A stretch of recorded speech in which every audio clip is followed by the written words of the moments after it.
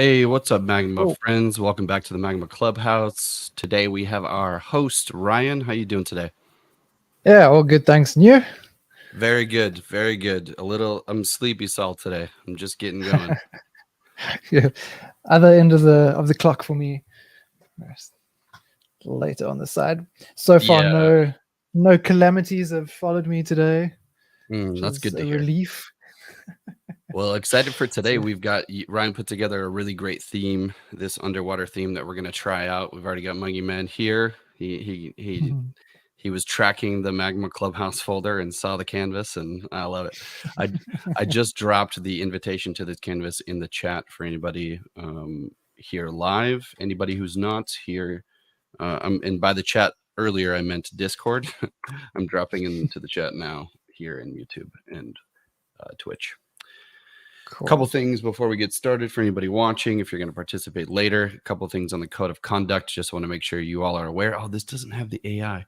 One of the things to add in here is we'll have to make sure we keep tabs on it if anybody does, but we're not doing any AI within the canvas. There are certain members in the Magma community that have access to our beta tools. So we want to keep this to core drawing tools and simple painting and focusing on core stuff. No safe for work content. Be kind of considerate to other members who are drawing on the canvas. Let's try to make sure we leave enough space for everyone, which hasn't been a problem so far, which is awesome. And of course, do not draw in anyone's space. But of course, that we always have a few sabotage moments here and there, so that's within reason. For sure. If we ask you to do something, please comply to these requests. We're trying to just make sure this is a safe space for everybody, and we do have a 3-strike policy on these things. So if we ask you to do things a few times, we will be booting people out depending on. Yes, the Maggie Man said the sabotages are completely accidental. So yeah, I'll leave it at that. If you're here watching, take a look at those rules, and yeah, let's jump in here for today. We've got. Man, I don't even know what I want to do today. Do you have an idea, Ryan? I've got some reference here of a turtle that I thought to do, but I'm trying to think of what to do to make it a bit different from the reference. I suppose I'll figure it out as we go along.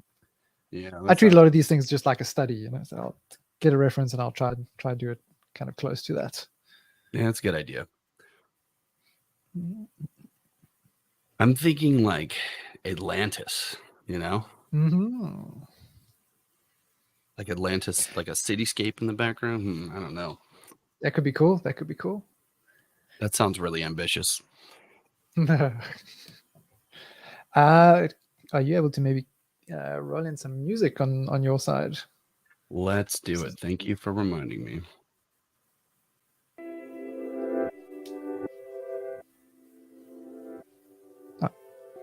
Just to spare people from listening to me breathing in all Vader-like into you. I love it. Speaking of Star Wars, you told me that you finally caught up on Mandalorian season 2.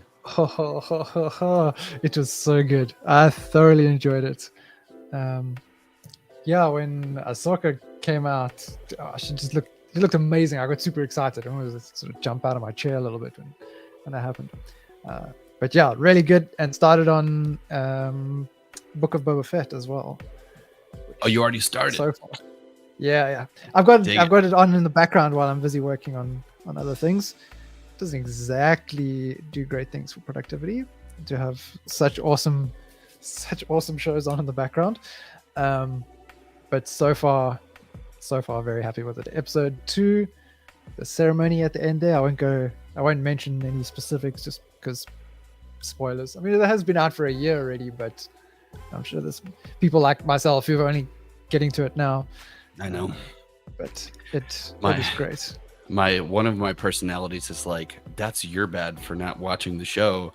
I'm going to talk about it right now, but then also I'm like, yeah, but I get it. Like, people literally like want to wait till something is over, so it's so hard. I want to respect that. Did you without going into too much detail with Ahsoka, did you watch any of the behind the scenes stuff for either series? Looks like I lost Ryan a little bit there. Wait for him to come back.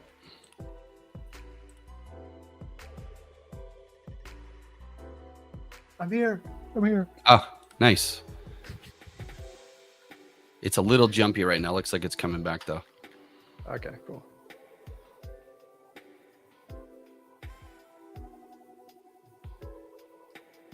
How about now? That sounds better. Okay.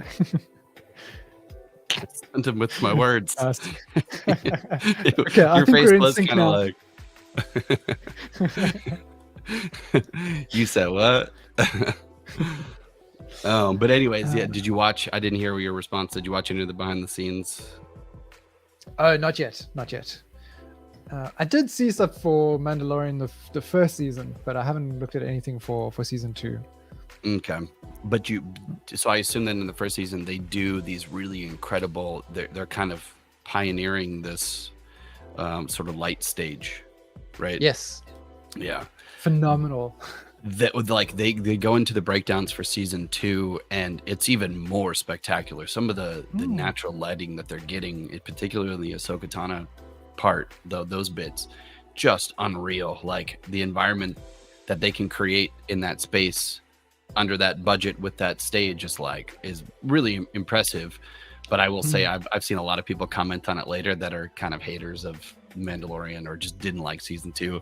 They're just like, it's like they're doing everything on this damn light stage, like this light stage is like all they talk about. And I kind of get the joke because it is a little heavy-handed.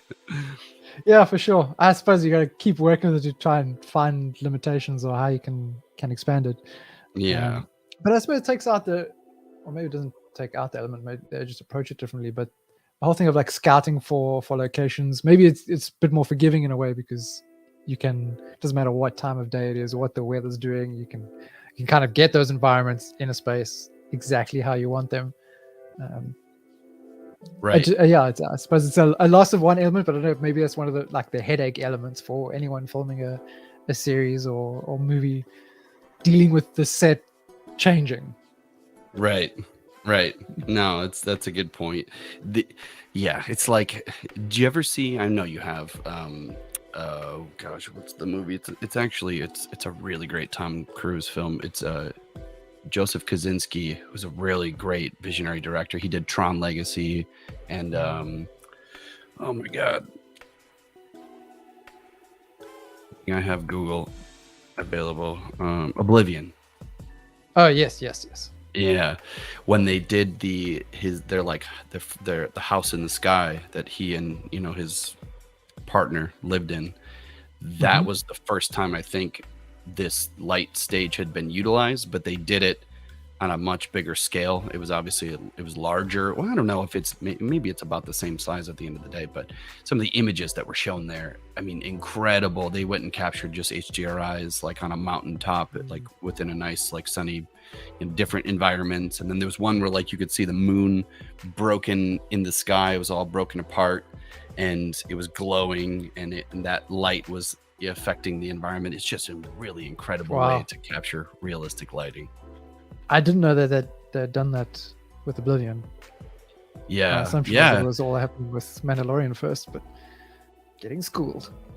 Yeah, Mandalorian wants to take credit for that one. That's their big upsell, but it was Kosinski, I think, that did it first. Okay.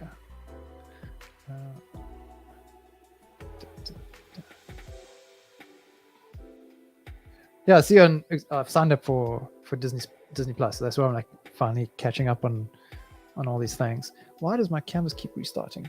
And I see on there they've got some like the behind the scenes stuff, even for a lot of the Marvel things. I thought it was kind of interesting. I'm glad they're putting those elements there. Yeah, they're doing a ton.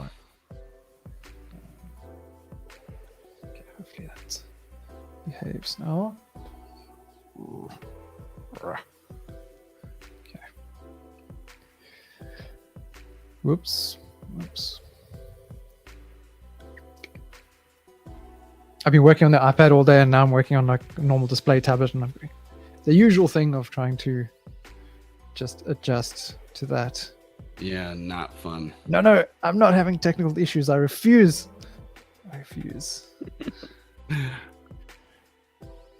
Man, so okay, Solomon knows about this, but to everyone else as well.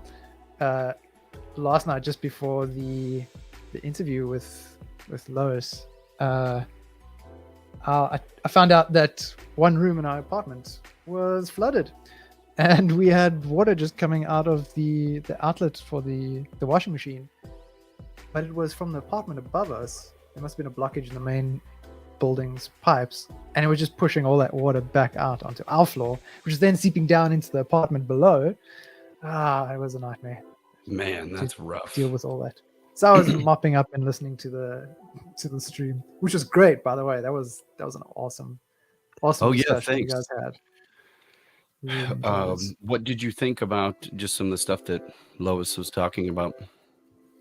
Well, I liked that there was so much emphasis on just the human element of art and the community aspects as well. I mean, she's been creating together with a community for so long. They've always been engaged with her work for so long. But then talking about what art is kind of meant for us, we've often kind of been on the outside maybe of the normal sort of social circles a bit, or just going into our own little worlds and creating things in our own way. The challenges of art teachers who tell you that that's not how you're supposed to do it. Meanwhile, things changed pretty soon after, right, where the unique styles and illustration really exploded.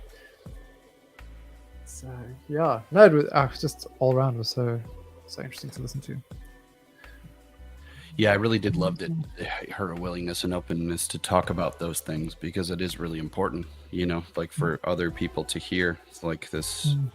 I always try to relate it to my experience, because mine probably wasn't the most efficient. It's like I've learned a lot about myself, and have come to look back on some of these things as like I didn't necessarily make the right decisions, but I like to use myself as an example of like maybe other people can relate to that, but they're in a stage where they have a chance to maybe make some changes or do something different. And I think that information is, as Lois kind of said this, I think maybe outside of the recording, but at the end of the day, the things that we ended up talking about are the most important. The education, like how do you do hair, and how do you do something specifically? People want to ask those questions, and they're valuable and important questions, but ultimately you can watch a tutorial for those things. There's always going to be somebody out there who's got a thing, but this other stuff is kind of like the underlying aspects as to finding real success and figuring it all out.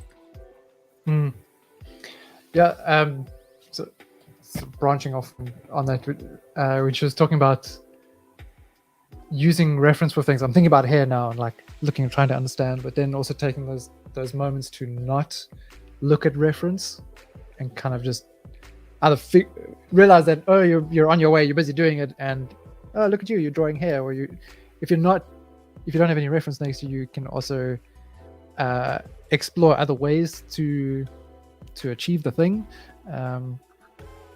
It gives you a little bit more freedom when you just put the reference aside every now and then. Obviously, you could use it to set up your sort of base initially, but then like on another drawing, try without it. There was a guy, Jason Brubaker, who's made a few interesting comics. He's got a book on, I think he calls it cognitive drawing, and one of the approaches, I don't know if this is something he came up with or it's something he's also just kind of learned and taken from others, but where you get some reference, you observe how something is done, draw it, then put it aside, try and recreate it without the reference, then pull up the other thing again with the reference, sort of compare what it looks like, draw again with the reference, then without, and kind of sort of just going back and forth and trying to get that memory recall of what you're trying to achieve, right? A bit sharpened and a bit stronger. It's an interesting That's approach. I haven't super tried cool. it myself, but I suppose that thing of building your visual library, right? And you draw a lot of the same things sort of repeatedly, you get a better understanding of it, then you don't need your reference over time. Yeah, it's true. It's true. It's literally, as I'm like pulling reference right now off the web, I'm like, like I don't even know what I want to do, and I'm trying to find something specific, and it's it's like I can relate to that. I'm always so married to it, and Yeah, same. It sounds so freeing, to practice it more often. I find something that can be helpful is, wait, I see Bendy's having a issue here with getting a layer. Wait, I know what we can do. I'm going to create a layer and assign it. That should solve the problem. But you're not able to make your own? Okay, I've assigned a layer to you, Bendy, so you should be able to. It's layer number 10.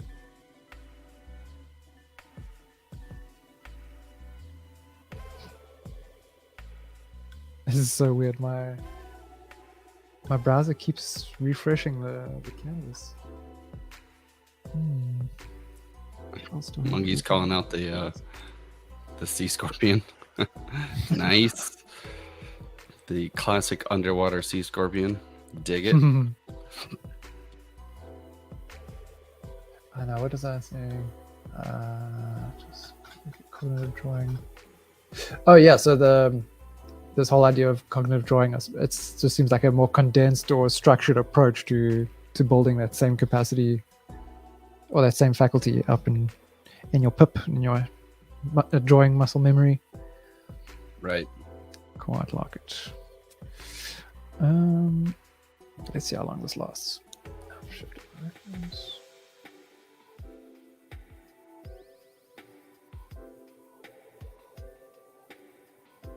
You ever heard of there's an application that you can use where if I want my mouse to go from my PC monitor over to my Mac, isn't there like Magic Mouse or something like that? From your PC over to the Mac.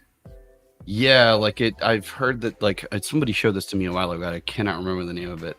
But I'm using my Mac on the right side over here as just my reference board since my other monitors. I need to get this Cintiq set up better. But I know there are some devices with just a sort of that have it built in where you can have two main devices paired, and just with tapping a button that switches between the active devices. So I don't know if that's an approach, but are you saying that there's an app for it? Or yeah, there was. Maybe I bookmarked it. Share a mouse and keyboard with multiple Mac and Windows. Yeah, that's the one. I did bookmark it. It's called sharemouse.com. Interesting. Okay, I'm gonna change devices here myself. Maybe that's part of the problem. Because as soon as I make a few strokes, then my canvas refreshes. It's pretty ridiculous. There's always something, right? There's always something. Always something. My other new problem is that so many problems. It's just like a walking disaster. My electric razor now seems to not have enough battery capacity to do a full shave in one go. So I have to make sure that if I'm gonna shave, it's not at last minute before getting into a meeting. Well, that's rough. Yesterday I stopped and this portion of my face was shaved. Everything here was still all scruffy and on the one side. I had to put it back on charge. But thankfully this was after my meeting with Wojtek and I didn't have to worry about embarrassing myself too much. So yeah, need to replace that. Yeah, that's rough. They don't make those things last, Monkey, I'm gonna fix the border. He was just calling out the image is not.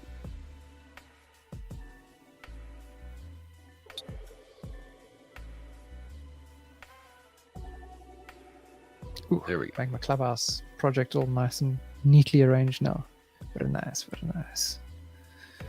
Yeah, look, it feels better, right? You go in there, it's like, yeah. Cool. Now let's try.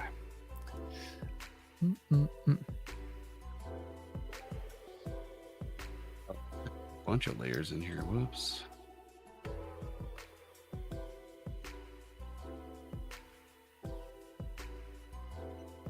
I'm not sure how I feel about joining a canvas and just automatically making a layer.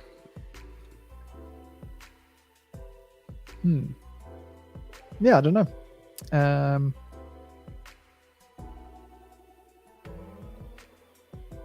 suppose sometimes I suppose you go into it with the assumption that someone's immediately going to start doodling.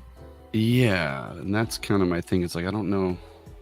I feel like every time so far, at least when we do these streams, I think it depends on the scenario, but when we do these ones, I'm always kind of not wanting to be making a layer. Like when I want to make a layer, I'll click make a layer. Yeah. I don't know if anybody else feels that way. Makes sense. Yeah, I suppose actually if you're just showing something to a client, they don't really need to make any marks on the canvas, and you're just having a call and showing them. And there's automatically a layer being created when there's not one that's going to be needed. It's just something that you have to clean up later. So maybe it is better to come in, not create a new layer, and then just create one as needed. Yeah. Makes some sense.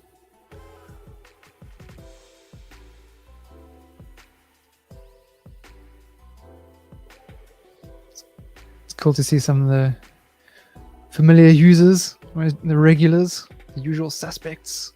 Yeah. Joining us today. See, Wayne's is here too. We're thinking next week to try do a alternate time slot, just to accommodate some other users who don't have this time slot available. It should pretty much be a 12. I think what would you say, like a 12-hour difference. So for me, it would be first thing in the morning, bright and early. The moment my first coffee has come off the stove, and yeah. Yeah, you and I will be doing like almost like an exact role reversal. Yeah.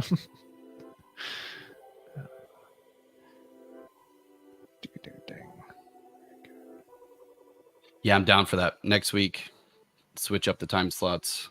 Maybe see if who all else goes well. Maybe we keep like a sort of rotating or an alternating schedule.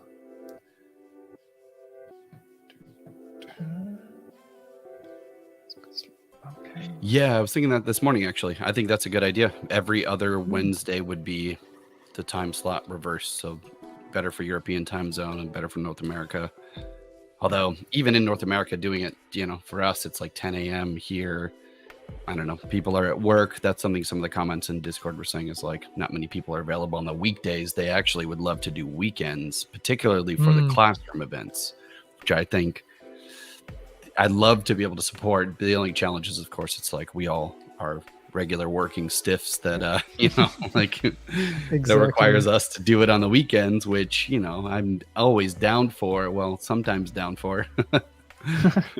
Yeah, that's the tricky thing. This is our work as well. I'm gotta have a break, and also the instructors. I'm sure they're also so busy during the weeks. Yeah, like Rudy and everyone else. So yeah, it's there's always going to be a time that's inconvenient for someone. Yeah, I know. But at least with the classroom stuff, it's always there on the channel afterwards. People can go back and watch. Just can't do the live class and critique thing. Exactly. And that's kind of where I think, if we can find some better ways to improve how we critique and get people involved in that space, then the replays are far more valuable. Yeah.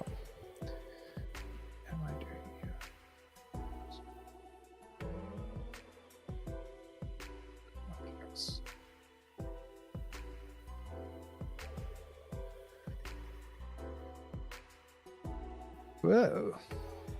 That was not me. Sabotage started early today. Hey. Bendy.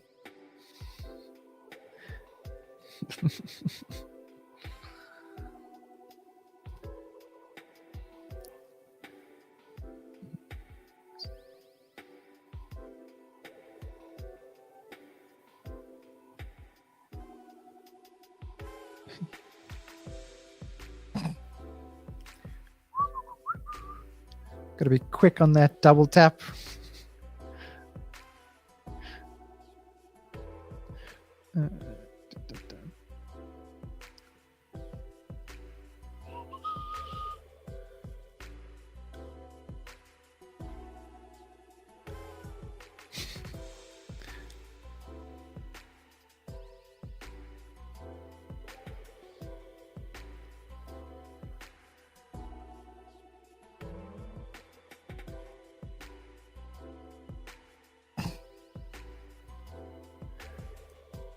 down the canvas.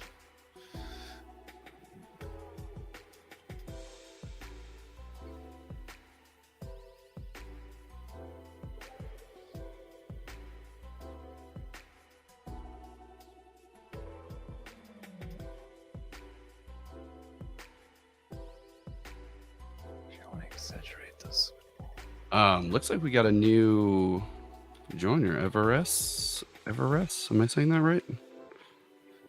I can't hover. I can't see who's there. Wings.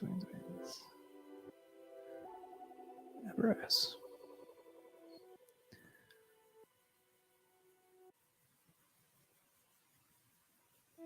So any of you guys catch the podcast yesterday with Lois Finn Barley?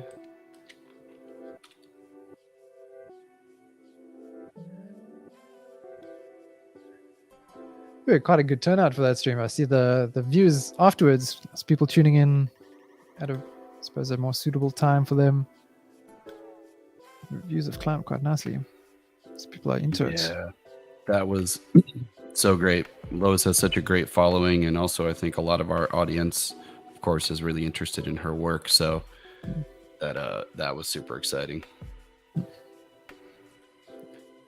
Dang, that's a flex. You were there, but the Dungeons and Dragons group called you. Nice. I dig it. How often do you play?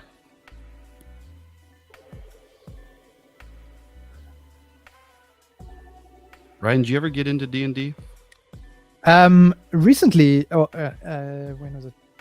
Sort of just before the pandemic hit. And we were a few sessions into Curse of Strahd, and then the pandemic happened, and we had to figure out doing everything remotely, which we did. But I've been a part of 2 campaigns so far. Cool. The Mines of Phandelver, something like that, and then Curse of Strahd, which is still going on. I just haven't been able to jam with the rest of the team. Yeah. Since we've relocated, but I absolutely love it. I think it's such a cool game. I'm a bit surprised and annoyed with myself that I got into it so much later in life, in my grayer years, because I mean I've always been into video games of that nature, Diablo, for example, or Warcraft, and RPG games are always like a lot of fun to play on computer. So I don't know whatever took me so long to. I think maybe it was just at the time didn't know anyone at school that was into it. Yeah, that was me too. It's like I actually never got into playing. By the time I made friends who did, it was like in my 20s, and living totally different lifestyle and super busy. It was just like it seemed overwhelming. It was like, man, I don't even know. And I always kind of felt the same. It was like, yeah, I wish that I talked to friends about them playing with their groups, and it always sounds like such a blast. But yeah. And it's playing never too late to get into roles.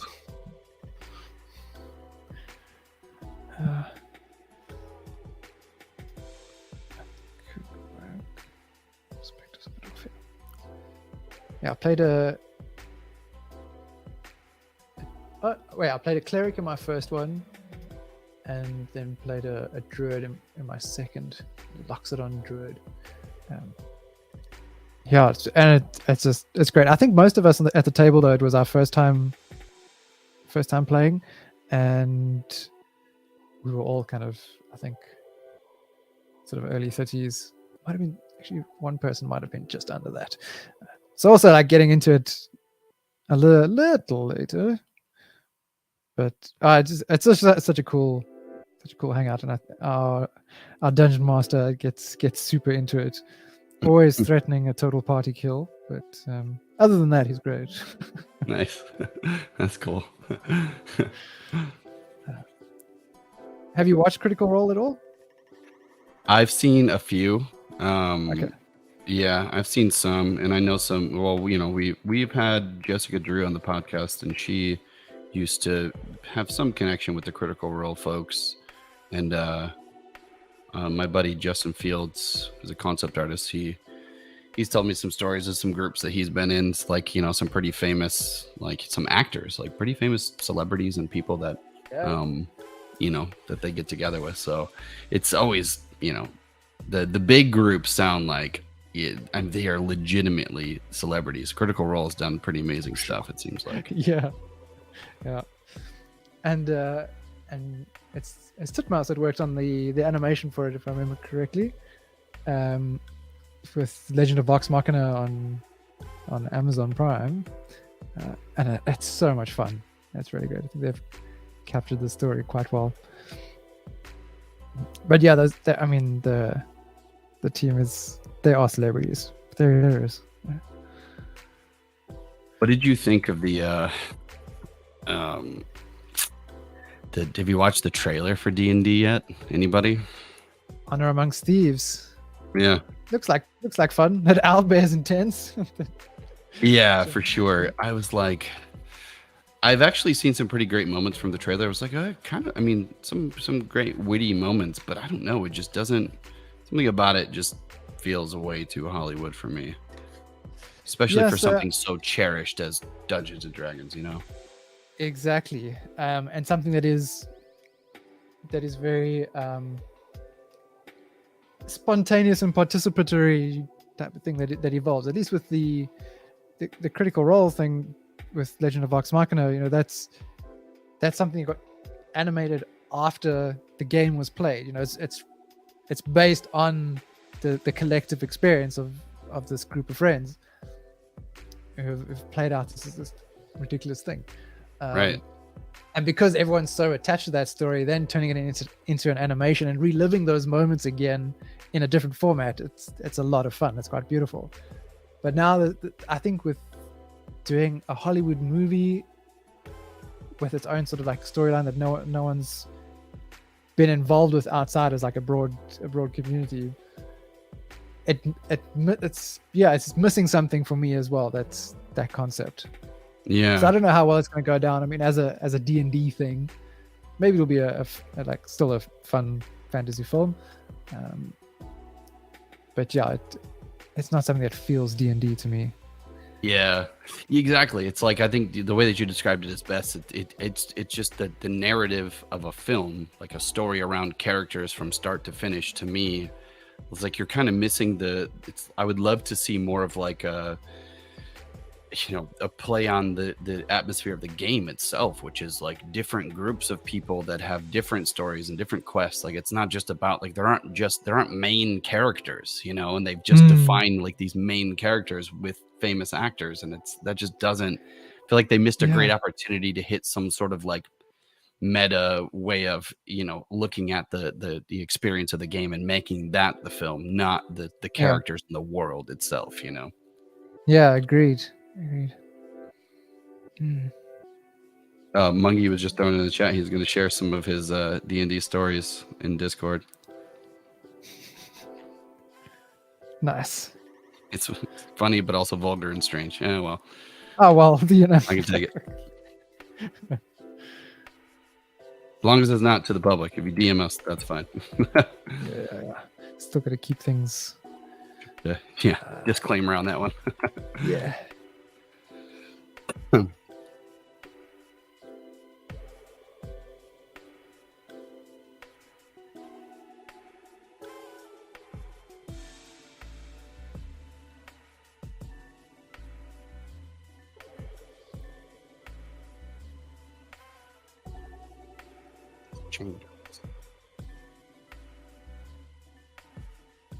I really miss playing actually with my table. It's a good bunch of friends, and you have a lot of fun. It's also like just getting together every weekend and just catching up, and it takes a little while to actually get into playing because you're too busy talking about just life, catching up, whatever.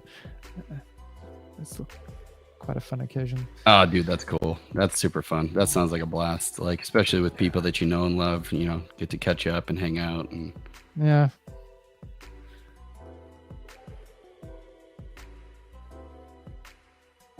Also got some miniatures made of our characters from this campaign. Well, actually from both campaigns. The same group of friends for both. And some have had theirs painted already by one guy in the group, but I've got mine still sitting unpainted because I want to do it myself. Oh, cool. I've got no experience painting minis, so I kind of just let it sit for a little while and then relocate it. So I've put it in storage for to be a project for when we visit home again. Cool. That sounds like a fun one. There's a great subreddit for miniatures that I subscribe to, that some great like tips and tutorials and people just sharing information. That's useful. I played around making some, I suppose anyone who starts making any kind of environment stuff for tabletop games, I've made some little dungeon tiles.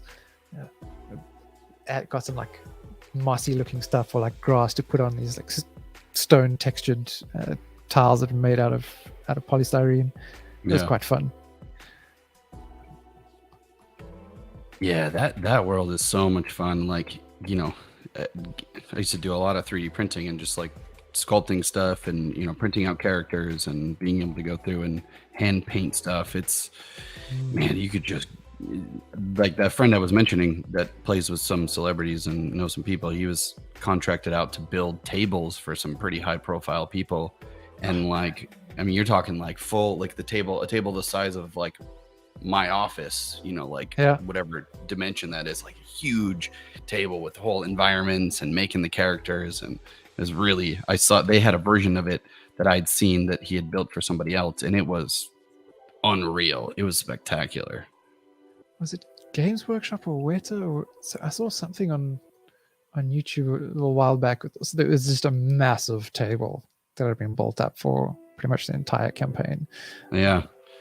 It's nuts. It's amazing how into it some people get and make it as sort of immersive as possible. The lights and everything, even finding like digital elements to bring in. It's very cool.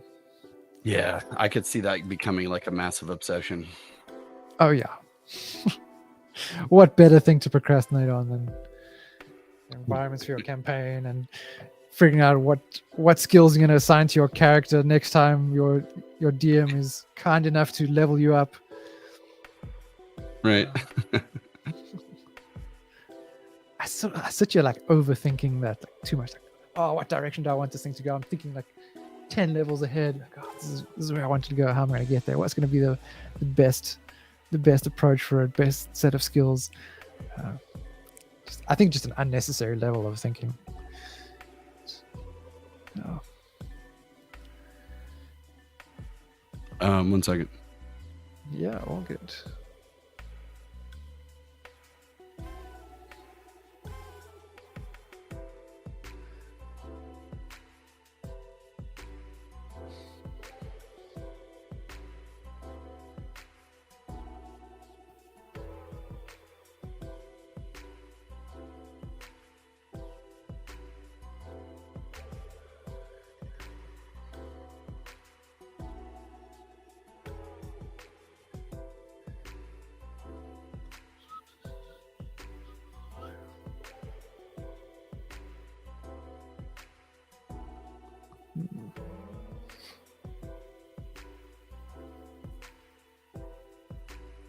So it's going to be a lighter color.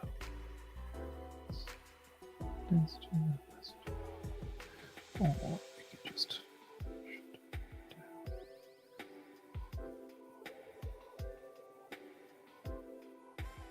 no. There we go.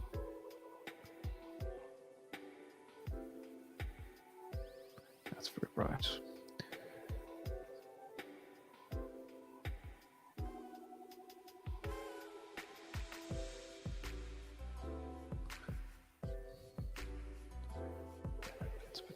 Darker. Let's go more to this blue. Smaller.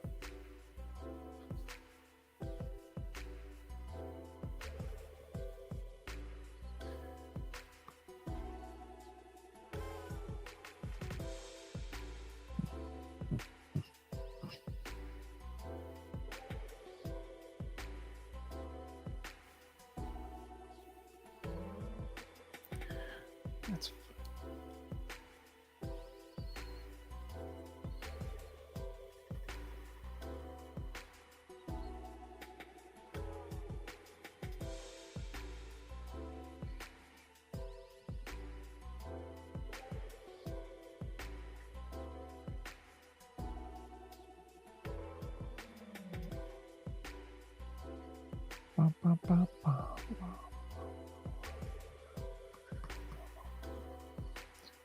so next month is March, okay, obviously. But March of Robots is starting next month. I thought it'd be cool if a few of our streams are robot themed. I think so. Play with that. Absolutely. I mean, I was thinking next one should be Star Wars. We're like, oh wait, March is starting. Maybe we'll do droids.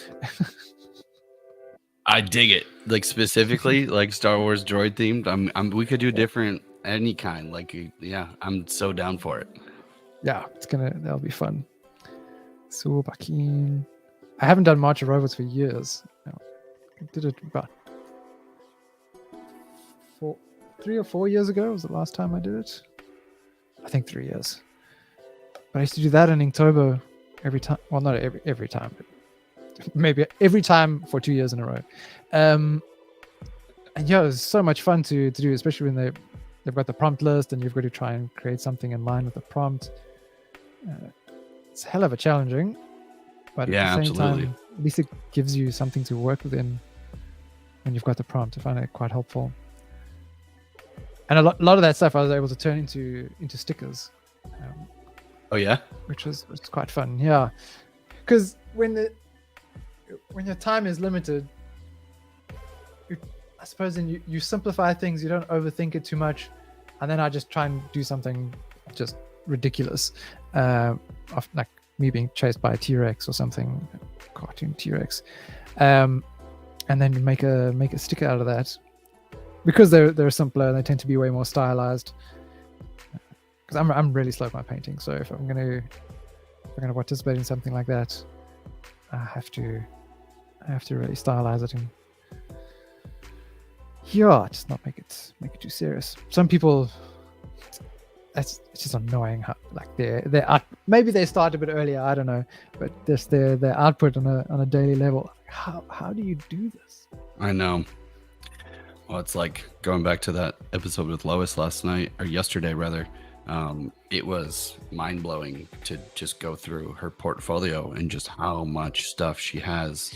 And that's just like publicly visible. I'm sure she was kind of talking about it. I mean, going through a career and spending, putting all their chips on, spending more time doing, just consistently working so much to the point where she burned herself out, and she kind of got that tendonitis issue with the elbow because you're just fixed in that position all day. And I can imagine, what that must be like. But then, to your point, it's like that the output is for some people is really nuts. But she talked about some really good lessons and practices to, it's like you do kind of have to learn to understand that there are physical limitations, and that the practices that you keep with your art in order to be more efficient is almost just as important, right? To be able to improve your output without having to paint 12 hours a day for 15 years, sure. Yeah, it's a tricky one. This is not looking right.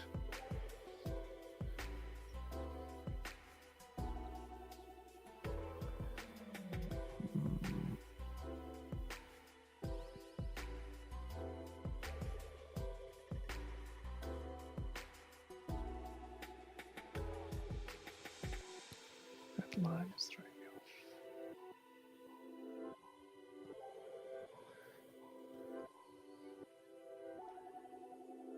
Let's go. So I've decided I am going to sign up for Schoolism here.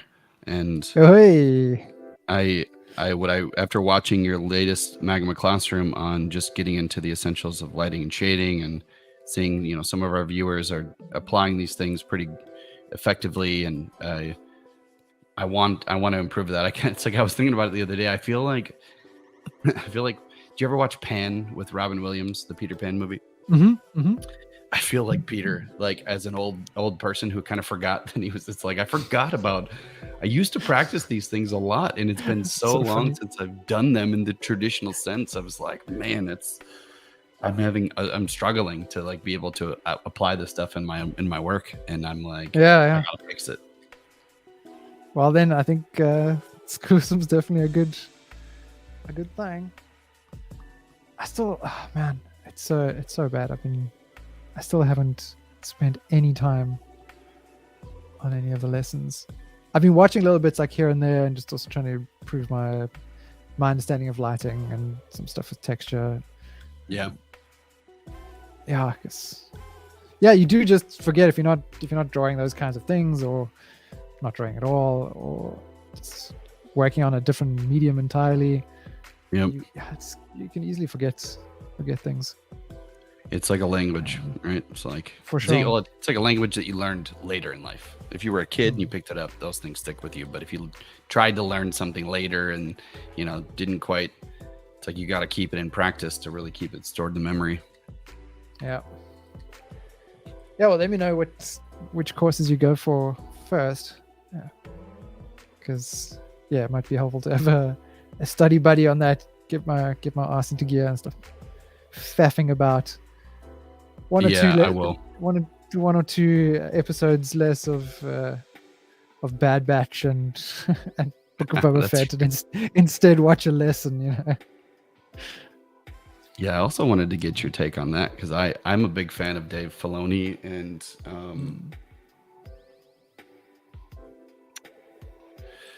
just the whole what's been done in the Clone Wars animated series in terms of just getting into lore and other aspects to the Star Wars universe that I just feel like, Mungie, we're just talking about Star Wars, which is probably what we were talking about before. Yeah, exactly. But yeah, I think that's what the universe needs. Like, it needs to expand, and Dave Filoni really, I think, gets I mean, if you've ever heard him talk about Star Wars, he's the biggest Star Wars nerd, and that's what you need, and he's helping run the Mandalorian stuff, and it shows. I like that it's stuff that's off to the side and not always this the linear progression of the main storyline all the time. So it's not always like Skywalker focused, and like just keep going backward or forward in time. But now he's like branching out, things happening simultaneously or filling out certain gaps, but it's just branching off to the side. Right. I've only watched, I think, two episodes of Bad Batch, but I'm liking it so far. I think the setup is really cool. I'm keen to see how it develops. Yeah, that's cool. That's cool to hear. Yeah, it's like, does it bother you? There was a little bit of a deterrent for me when the subject matter of like just some of the narrative and things that are going on is just so tailored for a younger audience. That's been my only thing. Is like, it's kind of hard to get. I kind of just watch it for the Star Wars lore, because they'll get into other characters and things that they're now branching out and bringing into the Mando series and Boba Fett and all these other things. Yeah, it didn't bother me too much. I suppose I kind of feel like a kid anyway when I'm watching Star Wars. So maybe it appeals even more to me. Right. If they've done things that way. That's fair. I was looking at Funko Pops the last couple of days as well. I wanted to see what Star Wars ones they were. And really, it's just like so many with Mandalorian and Boba Fett, and obviously plenty of Grogu. But yeah, just like, geez, what to choose? What to choose? Did you end up deciding, or are you still going through it? I've chosen to, yeah. One that I looked at is actually Gara from Naruto, and then the other one is Mando with the child flying on his jetpack. So there's like this big sort of puff of flame behind him. It looks pretty cool. That sounds. I was gonna go with like a glow in the dark, the one of him just standing with a staff, or probably a long rifle, not a staff. I don't know. But I decided on this one rather that included Grogu. Nice. That sounds great, man. So, quite stoked. I don't own any Funkos yet, so there's like trying to pick my first ones. I'm like, what to choose? There's so many characters. Oh, there's Spider-Man, then there's this new Thor one coming out that looks amazing. It comes with an enamel pin, but that only comes out tomorrow. Yeah, it goes out for pre-orders tomorrow, or it's out for pre-order now and then only gets released tomorrow. God, I'll take that one. That one's also cool. Then there was a Red Doctor Strange one. I was like, and then obviously Ahsoka Tano, like something really cool. So do I want to now? So I decided I'm going to get 2. So now do I want 2 from the same world that sort of like play off each other on the shelf, or do I want 2 different things? Because then I have just entertaining like 2 different worlds on the shelf. Yeah, and I'm a pretty indecisive guy. So now with this, like it was just that at the next level. Sort of, yeah, added a skill point to indecision. It sounds like you're in the. I have a couple friends that once you're hooked, man, it's hard to get off. Like you're gonna be on that site all the time because there's just there's a new one every freaking day. It seems like. That's so much, and even for D&D, the Honor Amongst Thieves, they've got the characters there, which I mean I didn't really connect with, and then some with characters that I like from Naruto, for example. There were some that were pretty cool, but there were elements of it that I didn't like. So some things where like, okay, there was no color on the headband, for example. I was like, man, it would have been cool if they put that, and it would have made a bit more contrast. And I could just paint it myself, I guess. Yeah. Just add it in and be really neat about it. But one of the things that I know it's a kind of like a stylistic identity for Funko, but sometimes the eyes of the characters, it bugs me sometimes when they're just a circle and there's nothing else. I'd like it if there's a bit of a brow at least that adds some expression to that part of the face. Or like with Spider-Man, his visor things are always changing shape, which is pretty cool. Right. But yeah, I still really like them. So it's time. I think I can share you some basics of digital sculpting and get you going on some stuff where you could be making these things yourself if you really want to. Keen, yeah. Definitely want to try my hand at some digital sculpting, and I suppose when it's tied to a specific project or outcome that I want to get, then that's all the better for the learning process. Yeah, if it's something you really love, it's a lot easier to get into it. Like Wojtek was saying, the same thing for him with learning. It kind of needs to be tied to a project or something that he is trying to achieve. He finds it easier that way. So at the moment, there's a space that he's trying to design. So learning Blender within that context it's easier for him to go through the process of learning everything he needs to do, because okay, well, how do I do it in order to apply it here to this very specific thing? Right. Yeah.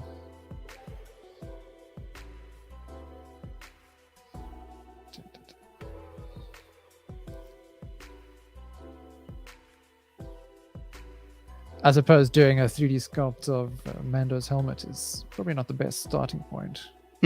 Yeah, it was crazy how many people. I mean, I did that right when the series came out, and so many people wanted to make a 3D Mando helmet. And my YouTube video, I think, was one of the first ones out there.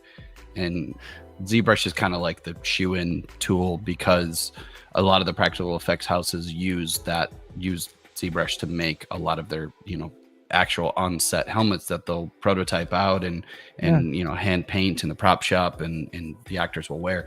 So it's like it fits into the pipeline really well. So people were just flocking to ZBrush for it. And I actually remember, I wasn't really upset about this, but Doug Chang was one of the creators of the show. And of course, I believe his title is art director. Incredibly talented artist at ILM and has been around for a long time and since like the early days. He was commenting on, I guess he commented to a friend of mine about this video and was making fun of like I did this like really rough just like sketch. I ended up making I made a I made the helmet first, and then I propped it out where it was built to scale to fit around my head, and the 3D printer I had wasn't big enough to print the whole thing in one go. So I had to figure out how to break it up. And then I built a stand. So I built a base plate that had some of the details from Emperor Palpatine's like iconic backdrop, like window that would look out into space. It was all those like sort of like hexagonal shapes. And then I did the tip of the rifle of Mando's. I forget what the name of the rifle is called now, that has the two pronged like spokes shooting out of it. I did the tip of the rifle as a stand shooting out of this round base, and the helmet would sit on top of it. So, you know, as I say here all the time, my drawing skills are crap, and it was a crappy drawing. The only thing Doug Chang had to say about it, because he was responsible for designing a lot of the costume stuff and the helmets, was making fun of my drawing, and that was like, that's my claim to fame. Doug Chang made fun of my drawing. Yeah, well, take it. Right. Oh, that's so funny. At least you saw your thing. Yeah, that's what I was like. Well, at least you saw it. Like, bad press is good press.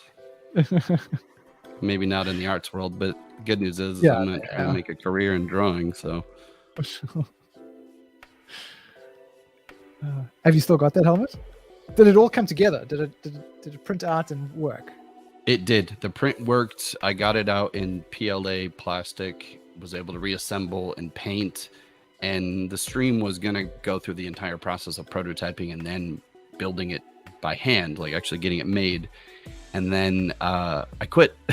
It was like one of the last projects that I had before I left the company at the time. So it just never got done. And I still have all the files, though. It's just a matter of doing it.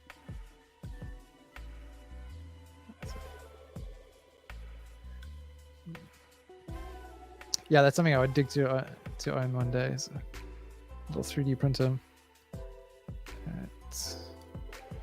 One day when I'm a bit more settled. It's this awesome. I mean, I haven't looked into the particulars of 3D printers and what makes a really good one. I know there's obviously a lot to it, and making sure that you can get something that prints at a high resolution if you're doing like detailed D&D minis and stuff. But there's this one product called a snap maker, and it's got a removable head that can either be for 3D printing or for laser engraving. And what is the other one? Was it for cutting? Like almost like a light CNC type of thing. Okay. But yeah, it had these removable heads, and you could just swap between functions, and it came in a few different sizes. I don't know if the biggest would be enough to print out a helmet in one piece either, but it seemed like a cool idea to have these different purposes built into it. Yeah, that sounds great. Yeah, there's so many different printing options, but very cost effective these days. You know, you can get a good printer now. Didn't used to be this way, but you can get a decent one for like just a single extruder printer, and it's not very big, but like $1,000 or less. Like some of the Chinese manufacturers are making some printers that are actually working really well for like $500 or even cheaper. Wow. I think. Jeez, that's quite something. Well, I suppose this was one of the ideas with 3D printers, that it could really. I'm always a bit cautious of using the term, but sort of like democratizing and like manufacturing to a degree of certain types of things, or allowing people to get quite creative about very specific things that they need, and kind of get to play inventor a little bit, right? Kind of customize, or making like a custom thing for their specific requirement.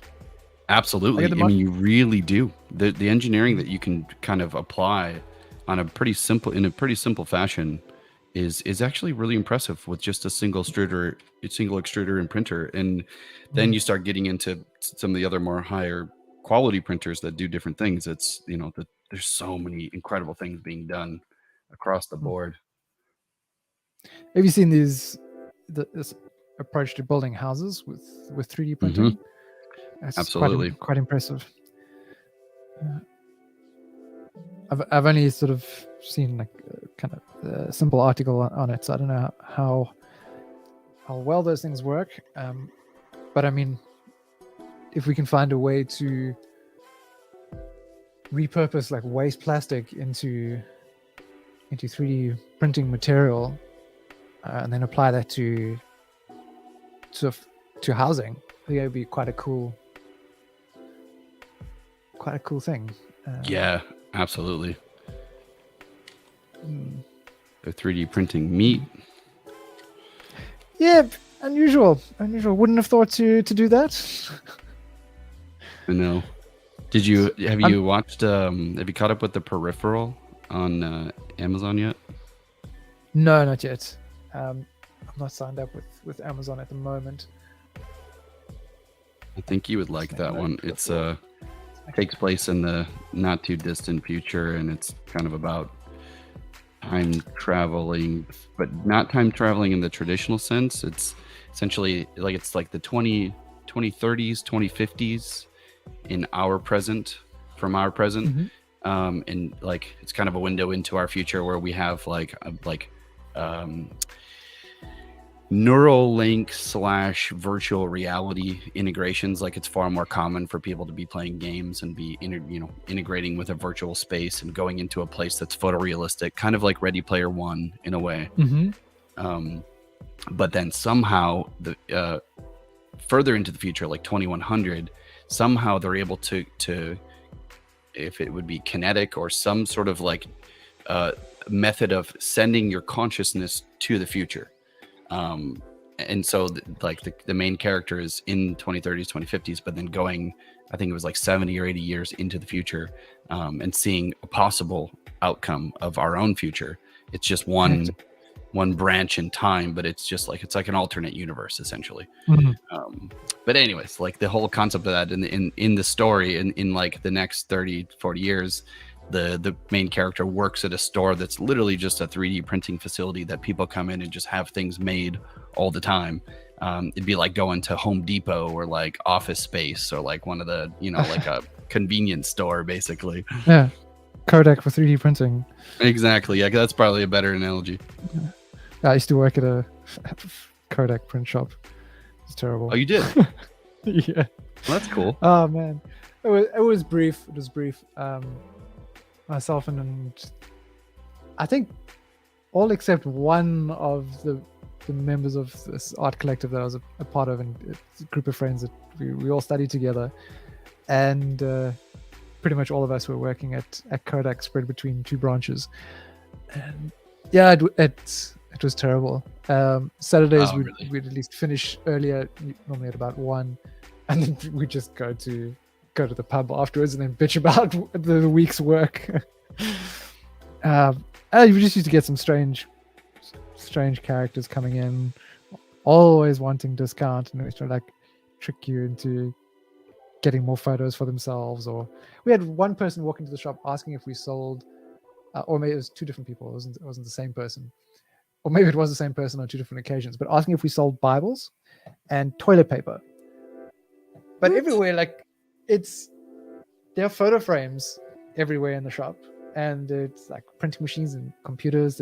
There's no like general household stuff in there. So I don't know where the idea came from. There was a sort of soap and cleaning product shop a few stores down. Like maybe they just stepped into the wrong place. But yeah, just when some of the questions, it's not. That was just one occasion, but sometimes the questions you get, you just look around like at the space that you're in and wondering if you're being punked. Yeah. It was that like the tail end of like when people were actually making use of Kodak stores? Is that like kind of sounds like it's just like a bunch of wacky, crazy people that are like the last remaining people that are even wanting to go into a store like that to begin with, right? Yeah. The one that I worked at, the neighborhood had like a big community of people from all over Africa that were people from Ethiopia, and there was also Bangladeshis there, and like very mixed group. A lot of them were students. And, they would often be the ones coming in to get photos printed at that particular shop. And yeah, then people would need to get things printed. Sometimes flyers as well. It wouldn't just be photos, but yeah, I guess there was still people printing photos off their phone, wanting to have like actual printed photos to go into frames. I don't know how many people do that these days. Yeah, it's a good question. I feel like the shop still exists. Yeah.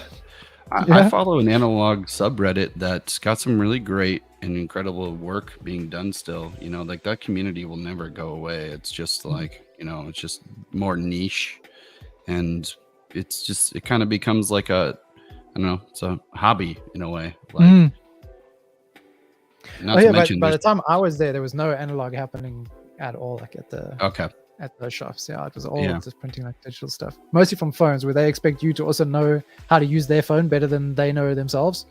It's like, where are my photos? I don't know. Like, you've got a phone that costs like a year's worth of my wage. What are you asking me for, like, how to use this phone? You know, it's just ridiculous. How am I supposed to know? That is wild. I mean, I guess maybe this was in South Africa, I assume. Yeah. Okay.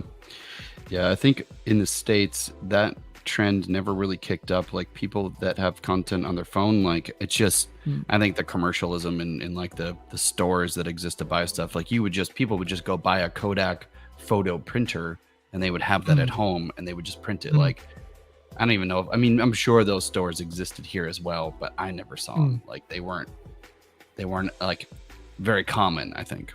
Yeah. Oh, that's interesting. I think for printing machines like that, I don't know what it's like now, but I think at the time, it's still getting electronics into South Africa. They always tend to be a bit more expensive than like in America, for example. I got one friend who's always complaining about this on Twitter. He's a photographer and videographer. Producing a lot of stuff for stock and whatnot. And the price difference of things in South Africa by comparison to America is just nuts. Some things are like a quarter, if not more, of the price on top of everything, just because of the import. But he tries to go to America from time to time, and then come back with new additions to his toolkit. Or if he's got friends traveling, he's like, this is why we got to have friends who travel and who live in other parts of the world, so they can receive our gifts, or receive our parcels on the other end, and then someone travels back with it. So yeah, I think maybe that devices like that weren't as widely accessible. Yeah, that makes sense. And also considering the financial situation of the majority of South Africans, it's just not something that people are going to really go out and buy much of. Right. Which makes sense. Honestly, I find that really fascinating that there is that. It's, you know, something that you wouldn't know much about, particularly in another country, unless like kind of having a conversation like this. Yeah, exactly.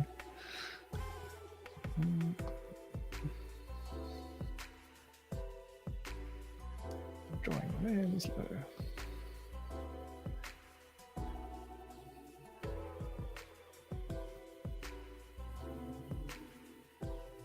I was going to say in high school, I worked at Best Buy for a little bit. And there's always this one guy who would come in, and this was like, you know, the tail end of like digital media's coming out. Netflix in the mail was a thing. Netflix didn't have a streaming service yet, but everybody was watching their stuff, you know, like starting to watch their stuff digitally, and on streaming services were kind of just becoming a thing. And so buying DVDs and Blu-rays was like kind of going out the window, basically, in terms of like your primary form of getting information.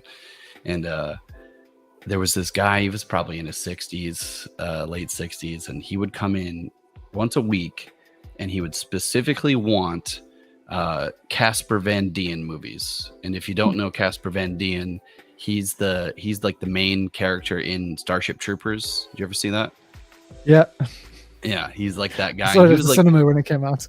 yeah, he's like an up and coming like it guy in Hollywood at the time, but never quite like went full A-list. Like, and then he ended up going on like a Chuck Norris route where he just is like in all these movies. He's like Michael Vincent that Rick and Morty makes fun of all the time, and he was like one of those kind of actors. And this guy just lived for Casper Van Dien movies. So he'd be in every week, and I'd be like, I got really good at hunting down like where the Casper Van Dien movies were. And there's always some strange characters coming in for all kinds of random content that was always really fun to observe. So interesting. Yeah, I'm sure that you get some really unusual characters you wouldn't expect to come across. Yeah, I mean, you wouldn't come across normally. Right. You wouldn't learn these kinds of things about people. It seems like such an odd little tidbit of information about someone. Yeah, it's like, and I don't mean to make fun of it because it's just, it's like it is I would imagine I'm going to be 70 years old someday and I'm going to be wanting some ridiculous thing that kids think is ridiculous, like, it happens to the best of us. Tobey Maguire movies. Give me one. Right. Yeah. That's a bit too dark.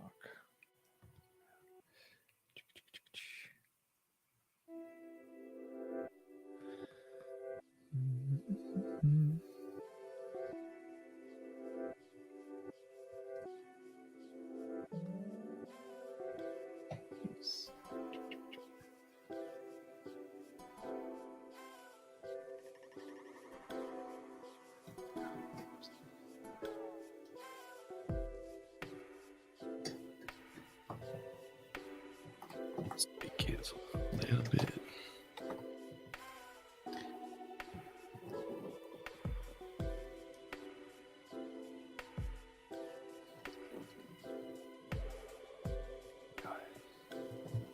Unnecessarily big bottle. Thanks, Wens. Cool. Always a pleasure seeing you. Have a good one.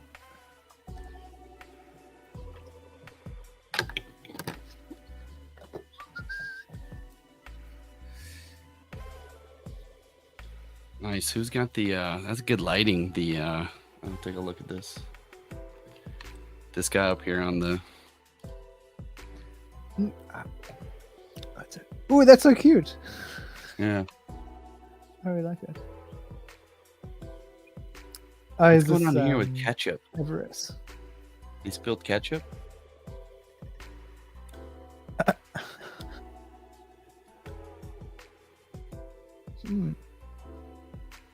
Yeah, that squid is really cool. Is that you, Everest? I can't say that right. Everest. This was that was Wens who did the. Got it. Nice. Yeah. And you're doing the fish. Nice. That's great too. What is that? What is ham? What am I missing here? Going ham?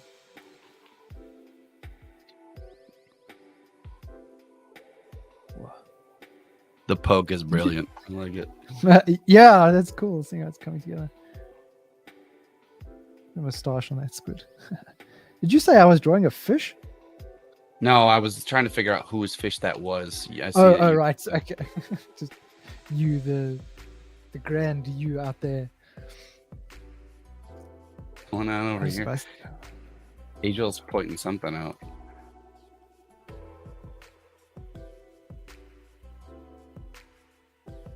I'm having a total brain block about this this other little squid-like character. It's from a video game, and I just can't think of which one. Super Mario?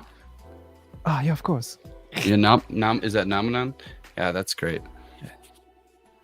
And the horsey as well on at the front of the Torii Gate. Very nice. Very nice.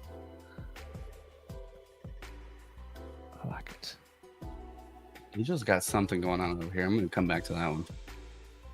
What's with this leg that's just like standing in the bottom right corner? Did you see that? Have you seen these kinds of eels or like what are they called? We saw some at an aquarium in Kuala Lumpur, and it like not quite like this one, but you get these more like stripy or dotted ones, and they just come up and they're to like look around and then zip back down into the sand.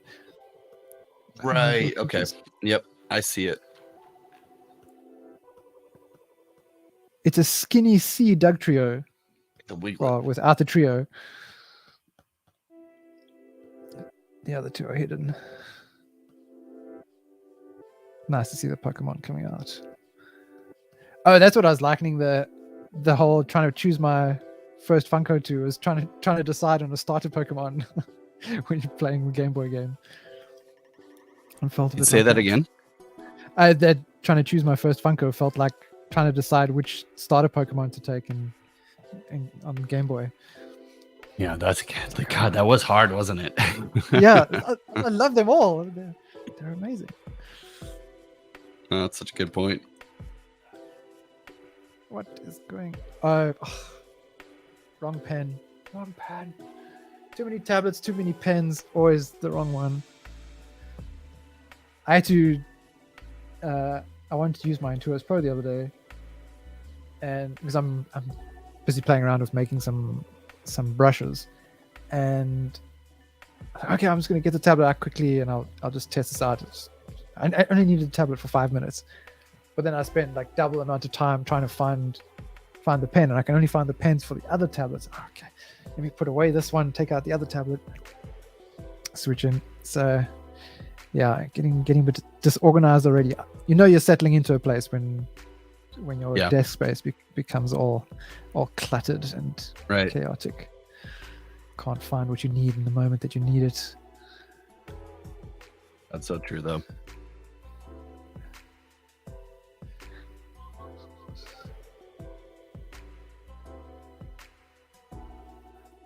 Thought, I'll just use the Intuos Pro because it's wireless, and I don't have to plug anything in. I can just quickly put it on the table, do the thing, test it out, put it away.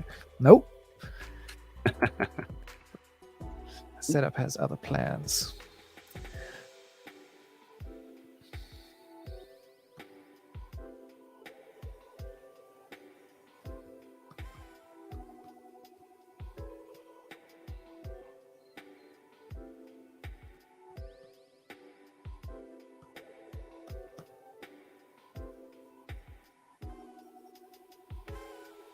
So you got a question mark in your eye. Yeah, I put that in early because I was like, what am I going to do here? I'm going to add something in. What colors? How am I going to do the color scheme? All these questions. Actually, it's too white, so I'm going to put a bit of blue over it. See, age-old phenomenon. I've got two Disney Pixar crossover. Nice. That Dory, we came together real fast, and that's Sebastian. I dig it. Very cool.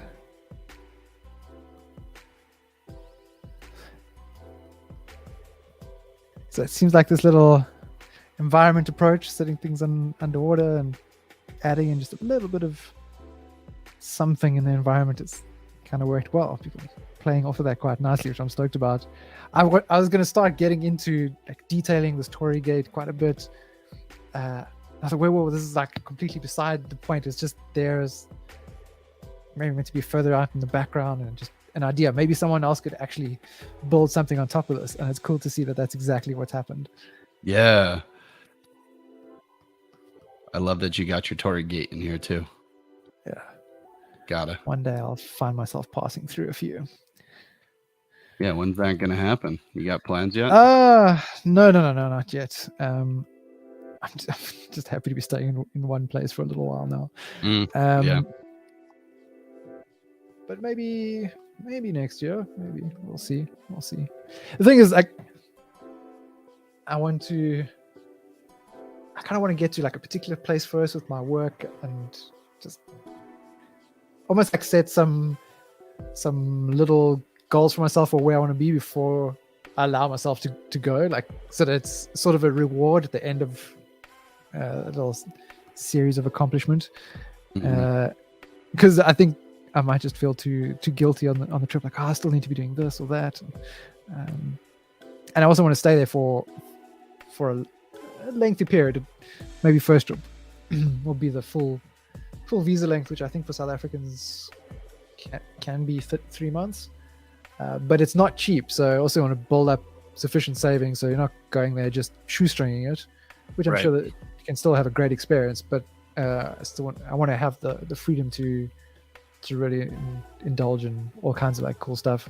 So yeah, I would build up the savings, be in a good place with my own work and my own flow of things, and then it can happen. Yeah, for sure. That sounds like a good plan, because it is important to, I don't know, do those kinds of trips, or you want to do that one right. Yeah. I mean, it's like lifelong, I suppose, dream, or like I've had my eyes set in that direction, like since beginning of high school, I think. So it's probably I've probably hyped it up also so much in my head to the point where it's maybe a little intimidating even to embark on the planning for that trip. Mm-hmm. It's like, oh wait, is it really happening now? Is it going to happen? Are we doing this? Right. So yeah. But I can't wait.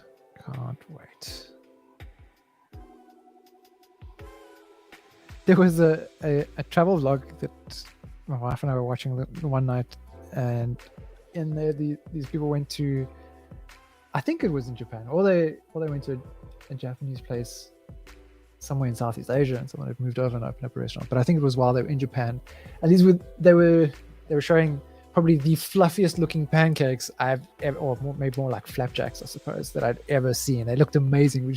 Both of our eyes just like widened when we saw these things on the screen. Like, okay, we need to go. We need to go. always following our appetites. All it took was pancakes.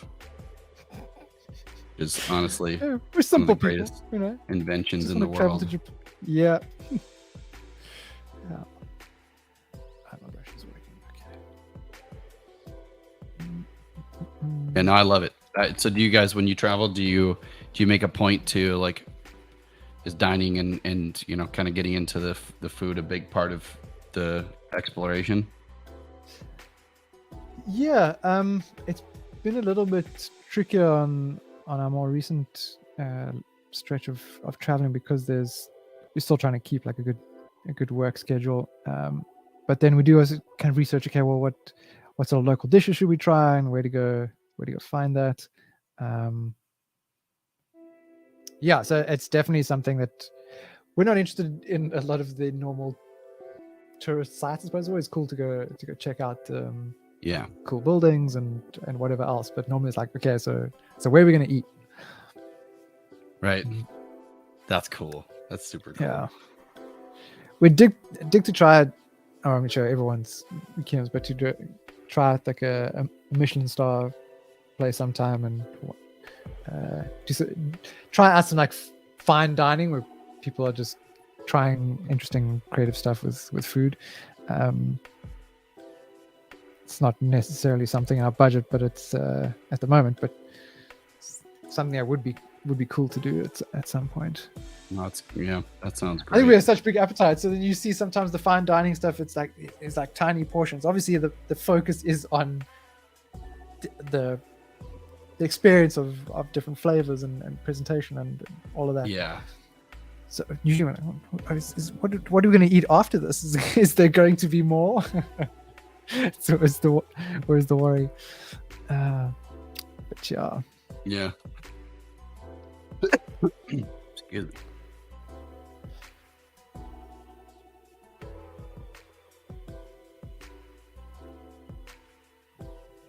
Malaysia was really cool because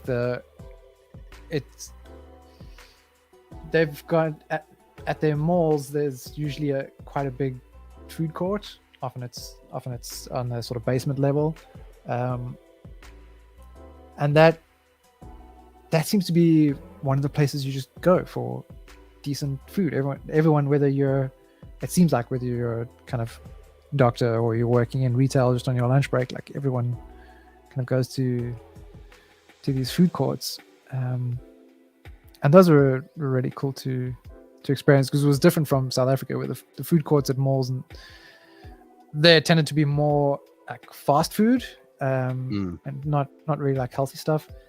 Not a whole lot of variety. Whereas with the malls in Malaysia, those food courts, there was so much to choose from.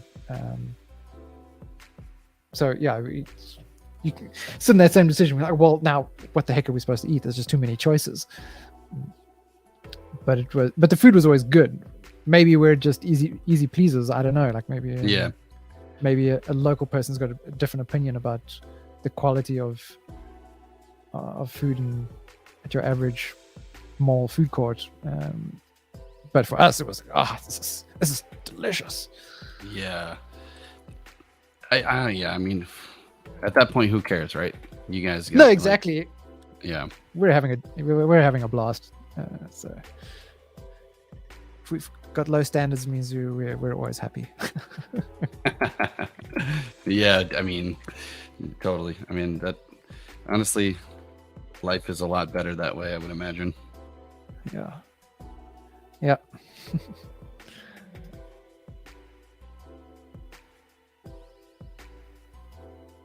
Ooh, nice. Seeing the shelf being developed here on the bottom left on the ocean floor. Very cool.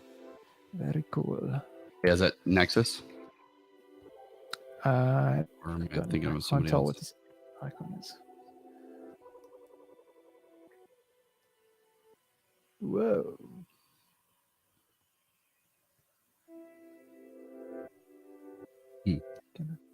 The poke is looking great. Poking the octopus.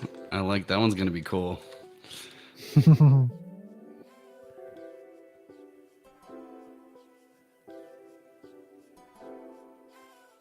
I see Nexus has been posting some cool stuff in our Magma Discord and posting a couple of really fun canvases. There were some tree explorations that were done the other day, which looked awesome. There was a nice breakdown as well for how to approach the lighting on that. So it was nice to see that pop. Very nice to see pop up. And then was it today or yesterday? People were drawing heads. I think it was yesterday. So yeah, very nice stuff.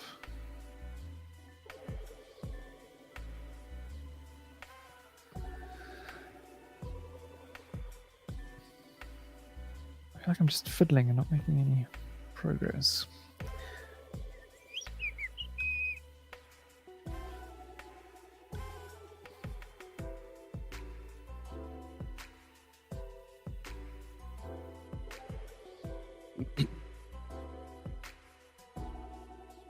Okay, what to do?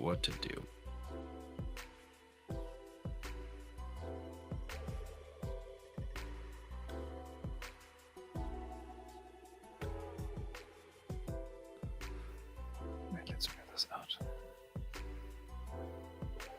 Let's see what happens.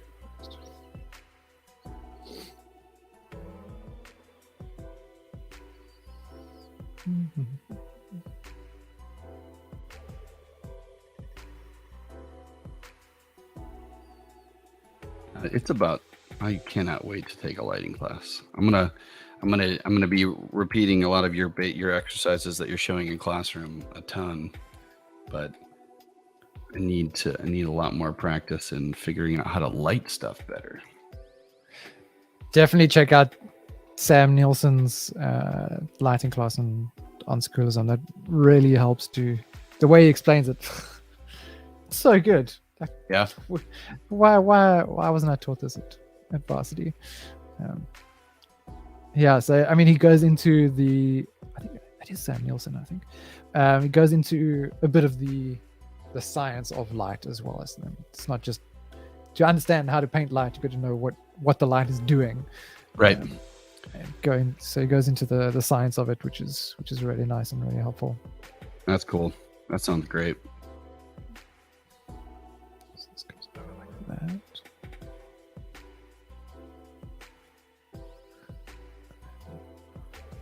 Let's do radiant.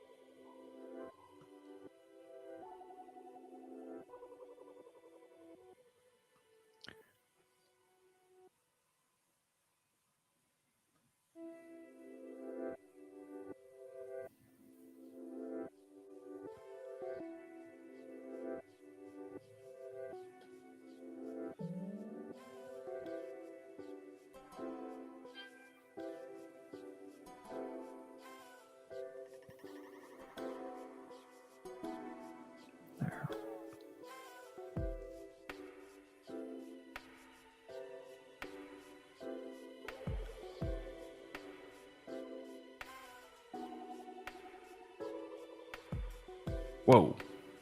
Oh, just refreshed. It's weird, like my screen refreshed exactly the same time that I got a Slack message. Sound effect. It's like, what?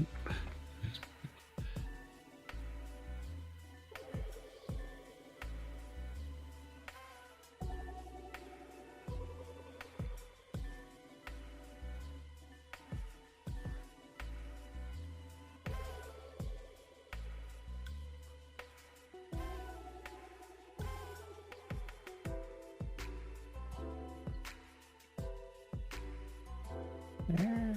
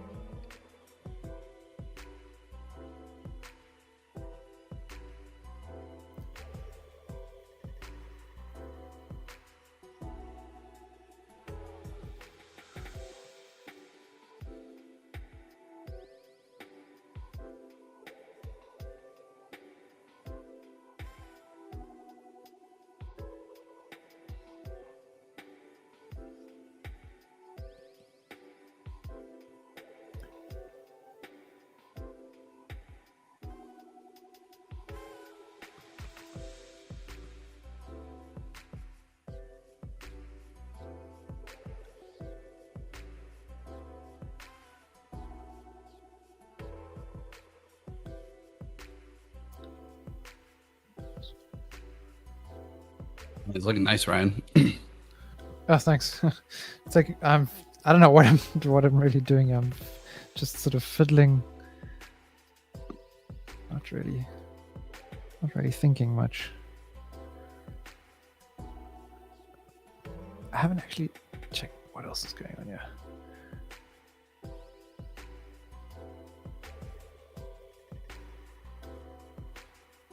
Oh, was it you doing the whale? I didn't see your cursor there. Oh, yeah. Nice. Yep. Yeah.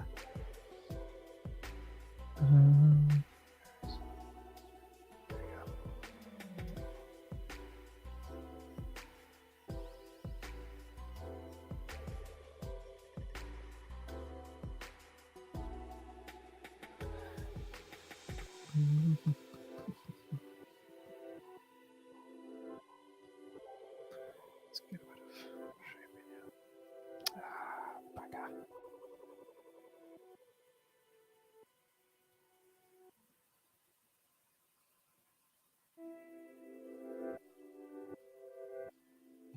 This doesn't work.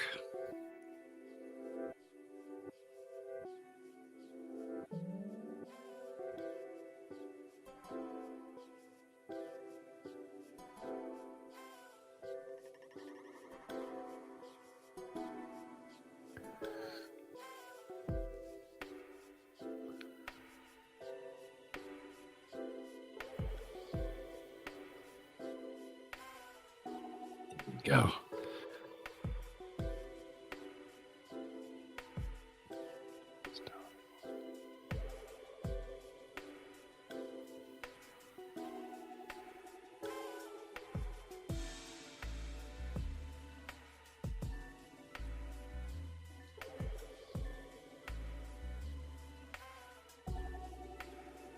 Really digging Sebastian and Dory. That was nice. And Mungi's scorpion. That's cool. Ha ha ha. That's the SpongeBob and Patrick there. Wait, what? Where? I did not see that. Well, it's sort of them. Oh, I see what you're saying. the star and the sponge. Yeah. Gosh, were we talking about SpongeBob? So it was like one of the, maybe I was talking to somebody else this past weekend, but it was one of the best. I think it was the last really good animated series from the the late the 90s to like early 2000s because it kept going on. It was so good. I never liked it, to be honest. Oh, you didn't? Wow, you're one of those people. I didn't give it a lot of a chance, and it was, I think it was not actually a gripe with the animation or the, the show itself. It was more about some of the other people that I was at school with that were into it. And we had a lot of these like, I sound like such a judgmental prick. Oh well. These sort of like surfer dudes who are just like flicking their hair all the time, and it's like always trying to be cool and like so into SpongeBob. And I don't know, there was just something about them that I found annoying, and it put me off the show. And I judged the show by association, which is maybe not fair. But I have seen snippets of things because my wife quite enjoys it, and the irony of things. And she's mentioned a couple of things to me and made me watch a few little snippets. I'm like, okay, that's actually pretty funny. Yeah, but I totally get it. It's like, no, I understand. Like, there's some things that just stick with you forever, and you like, it's hard to change your mind about it. I have plenty of things like that where like I know are good and people love it for probably great reasons, but I just am like, no, I'm not into it.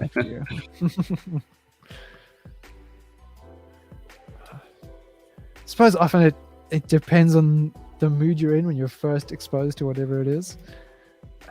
Because I remember one friend recommended that I watch Archer on Netflix. I think it was on Netflix. And I don't know. I watched it and I was like, it's not. And normally, like, we're pretty spot on with what the other person's gonna enjoy, I think. But it's like, nah, that's not for me. It's so funny. But if I'm cranky, I had the same experience with another good friend of mine that we always we're into the same kind of content or the same kind of taste, and he recommended Archer to me, and another person did too. And I tried watching it. I just could not. I kind of get that you need to get into the references and the subtleties between the relationships, and I was like, I couldn't do it. Have you watched Trailer Park Boys? Oh yeah, that was I got into it when it was out, so I loved it. Then especially then, it was a good few years where I was like really down for Trailer Park Boys. Oh, it's amazing. That's also something my wife introduced me to, and also at first I'm like, what the hell did I just watch? It was the first episode. But then after a few more, this is also like close to when we met, just maybe I was giving it more of a chance because she was showing me, trying to get in her good books too, I suppose. And and then I got into it like really quickly, and I was like, Bubbles is freaking hilarious. Oh yeah, especially on his go-karts when he's like zooming around in the trailer park. And I don't know what it is about that whole scene. I think it's the determined expression on his face as he's going around the park. It just cracks me up. But it is, as much as it seems at surface level like quite silly, like the humor and these guys just getting into trouble all the time, it's actually really, really clever. Oh yeah, absolutely. It just takes a little while to like, I can see what's going on. Yeah. And once you're invested in those characters, then that's it. You're hooked. It's true. Did you ever watch the movie that they put out? I did. Yeah. I think I watched one of them. I can't remember it so well. Have you watched the podcast? No. So they do like a podcast which pretty much never starts because they're always arguing about something, and Ricky has always derailed something or forgot to bring something in. And there was also a series where they went and traveled to Europe, which is quite a blast. They went to Amsterdam, which you can only imagine with those characters there, what that must have been like. And they travel through, and then they get given. Have you seen this? I don't know if I'm explaining it, and you've seen all of it already. No, I haven't. Okay, so they get given these sort of challenges that if they do them, they get given cash for it. Great. So the producers have sent them on this trip, and they obviously there's things where Bubbles is super keen for it, But then Ricky and Julie are like, "No, the hell am I going to do that, man? Like, that's ridiculous." Even though there's like quite a bit of money on the table, and they'll be able to eat a little bit better. Yeah, so it's quite fun. They go to Berlin and dance around in Lederhosen and drink beer. And, yeah, it's quite fun. Some of the scenarios they come up with are just amazing. Yeah. Which movie were you referring to that they did? Was it the one where Bubbles was the delinquent? Trailer Park Boys, the movie. There was one where it was almost like the revolt. I'm thinking of the one from 2006. Because there was. Oh, okay. No, this is a different one I'm thinking of. There was something later on where it was kind of them as. It's from them as the actors, rather than their actual personas for the show, and it was like the roles had been reversed, where normally Ricky and Julian are messing things up, and Bubbles is the sensible one out of the trio, but now that was flipped. But I didn't finish watching it. It was also one of those things where I think you had to be in the right mood for it. Mm-hmm. That's a good throwback, though.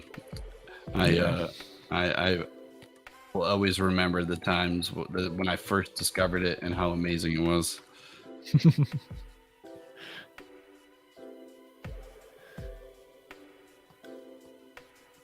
Where were you when you first watched Trailer Park Boys? Yeah. I was house sitting. I remember that. I was looking after someone's house. Oh, that's cool. Yeah. Like, this work.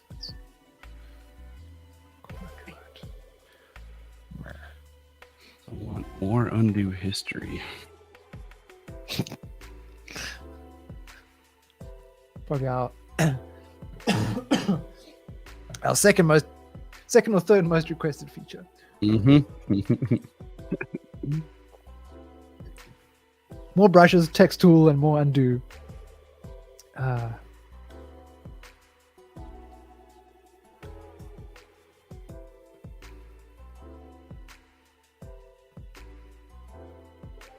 that was something I hadn't actually thought of with undo in a collaborative environment like this, and for the programming aspect of it to isolate the undos to like a particular user, not as a overall canvas action, must be a bit trickier than one would assume. Yeah, definitely, especially with collaboration in mind, and all these people in a canvas.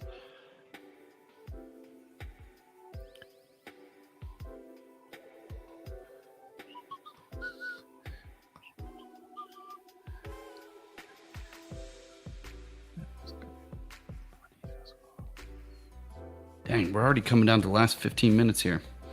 Really? Jeez, I haven't accomplished anything today. Realized that sorry for people in the stream, I just forgot the canvas. It was zoomed up real close. Oh, yeah. That's all right. I think with this, usually it's... I'd be curious to know actually how many people are just sort of hanging out watching versus the actual active users on the canvas. Dun, dun, dun, dun, dun.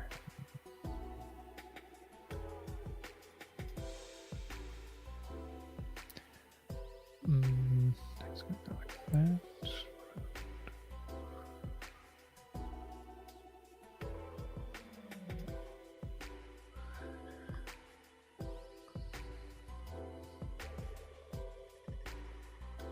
I keep thinking what other cool things we could bring in from Japanese culture underwater. Like kind of making that the underlying theme for this one. Those cool lanterns, both the hanging ones outside of storefronts and stuff, but also the stone ones in Japanese gardens. Those are pretty cool. What else? Godzilla. That's a great idea. Just an underwater Godzilla scene. I'm a fan. What about a Japanese themed Atlantis? Interesting. It's super advanced. So that sort of curvy old architecture. Ooh, what could look cool in here? Speaking of architecture, the now I'm having a brain fart. That interesting capsule building that just got torn down. Bugger. Wait.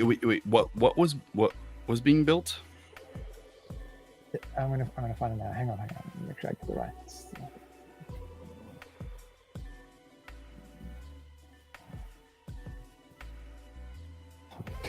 Put in the search query. It's like such an iconic structure, but it's just not in a good state, so they had to tear it down recently. Load. There we go. In Notre Dame? No, Nakajin capsule. Oh, sorry, we're still on Japanese. Okay. Oh yeah. Sorry, I was thinking about that underwater with those Right. with all the round windows, and they could like bump them out. So they're more like, these kind of like bubble-like windows. Could be kind of cool. Oh, send me a picture of that. Do you know which building I'm talking about? I do now. When you're talking about the bubble windows, I would never know. I wouldn't know the name, but I visually know what you're talking about. Yeah, they just tore it down like 6 months ago or something.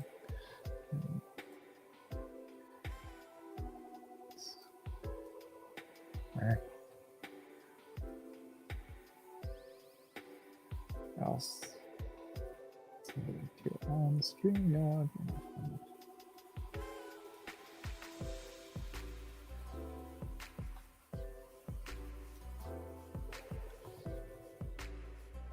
I'll just put in the private chat in that.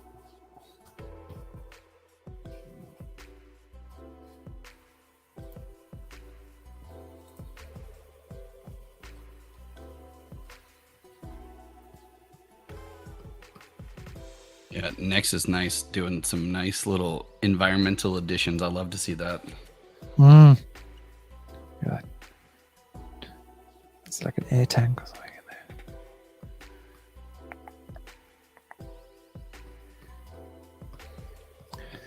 in there. I haven't added any of this reddish color. Let's do that. Oh, bad. That was me, y'all. Yikes. Ban the admin. Why? I don't understand. Maybe there wasn't. Is it not undoing? Let's see if we can see a white canvas here. Oh, I don't. the background disappeared. Oh, wow. That's crazy. What? That's so funny. Oh, hang five. We'll get it back. My bad, y'all. On my way.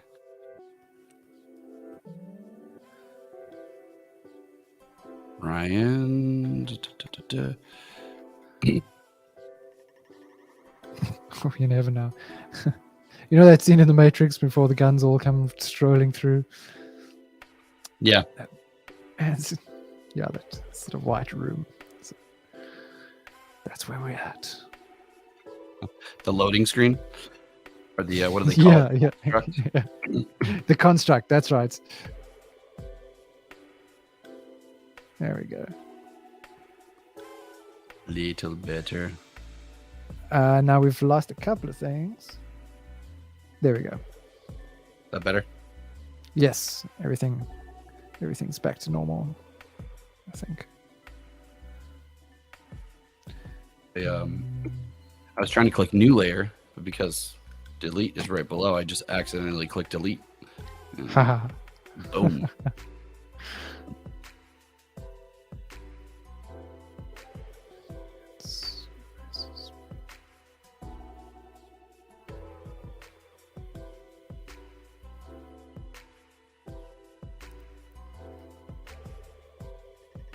Yeah, I suppose the buttons are a little tiny there. It's easy to accidentally tap on the wrong one.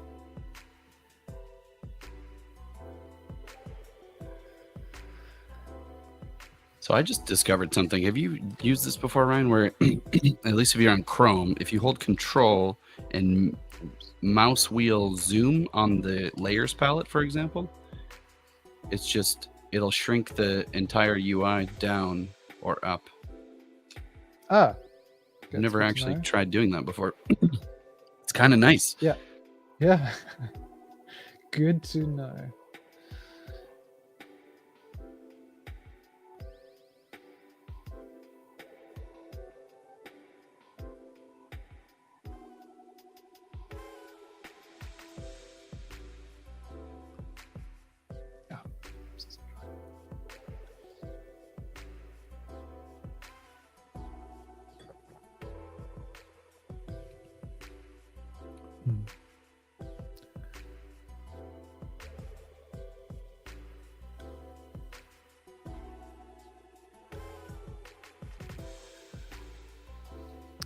This looks a bit funny.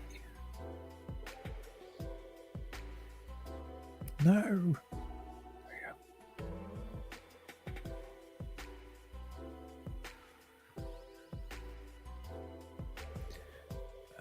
How's this going to look?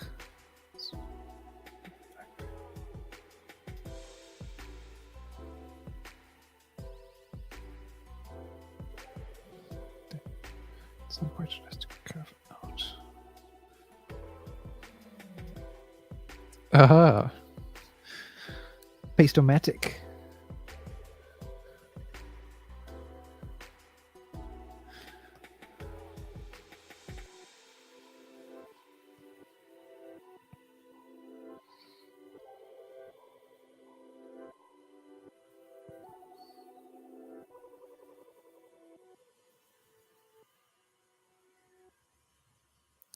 I should actually just sketch out some things here first.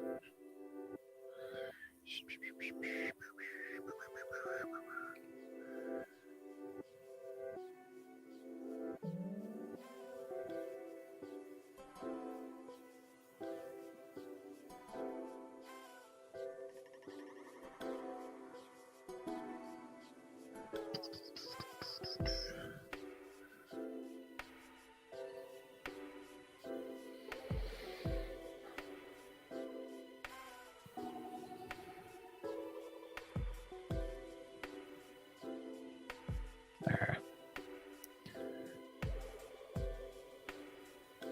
And have I submitted a feature request about this? I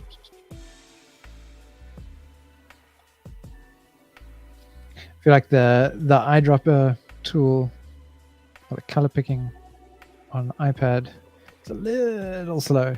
Just a fraction of a second, just too long for my liking.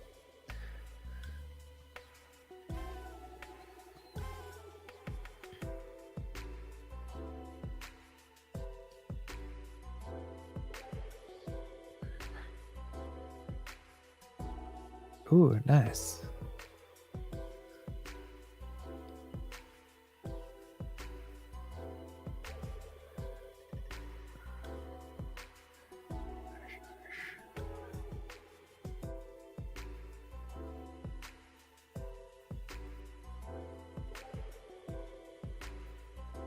Are you bringing in like threshold images out of Photoshop?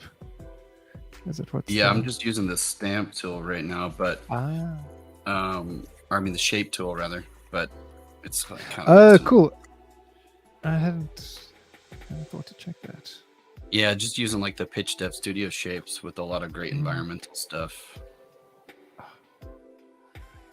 Helps like bring in some.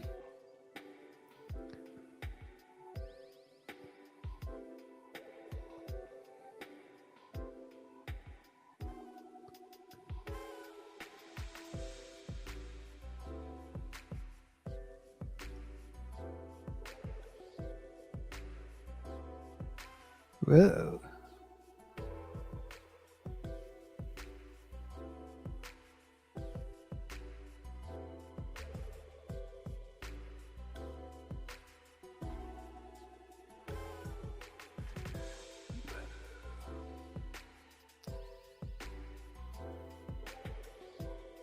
All right, one last look at the canvas. I just got distracted trying to figure out how to fill in some more stuff back there.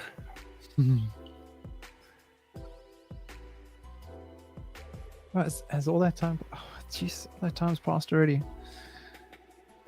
No, It's surprising.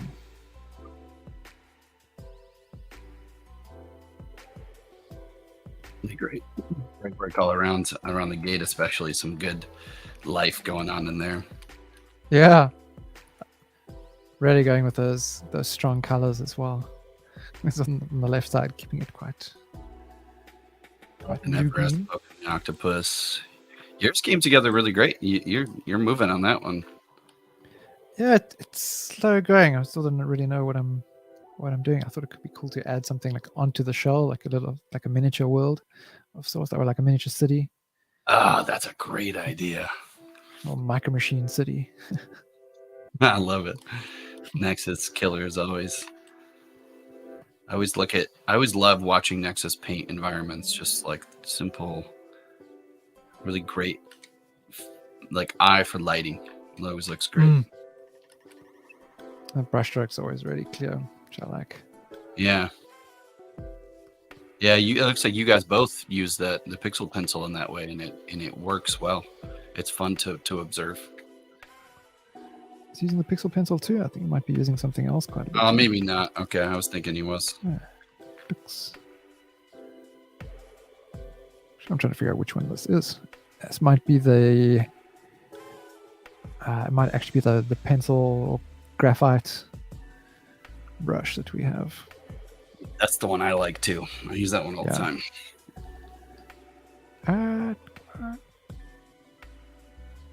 Change color.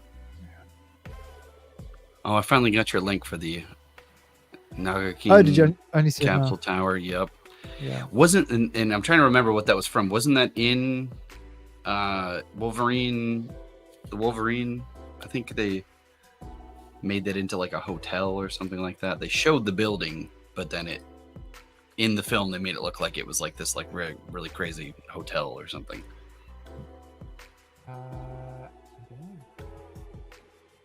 Pull that for you. Yes, the Wolverine. It was in there. Is that right?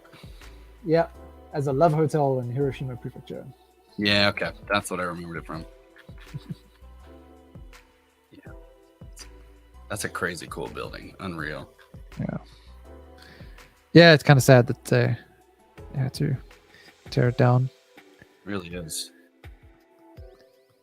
But I think in particular, some people have brought it up that what is particularly sad about it and a lot of similar buildings is that more explorative kind of architecture and things that have been quite unique to Japan is getting lost. In its place of more of these more generic skyscraper type structures. Which, I think in any city when that starts to happen and all the buildings start to look a bit like too much of the same. Sega building as well. Yeah, that's also no longer the Sega building. I didn't hear about that. Yeah, that's also something recently converted. I can't remember if they changed the entire building, if it was just a the building. I haven't looked at an image of that in a long time. Forgot all about it. So it's closing. Have a look. I'm trying to. It's now Gigo, whatever that is. So the Sega's closed, and the building is it's still there, but it's just occupied by someone else. It's now the Gigo building, not the Sega building. That's crazy. That's such a cool. What a time machine too. Looking at Sega this big. I really miss those days.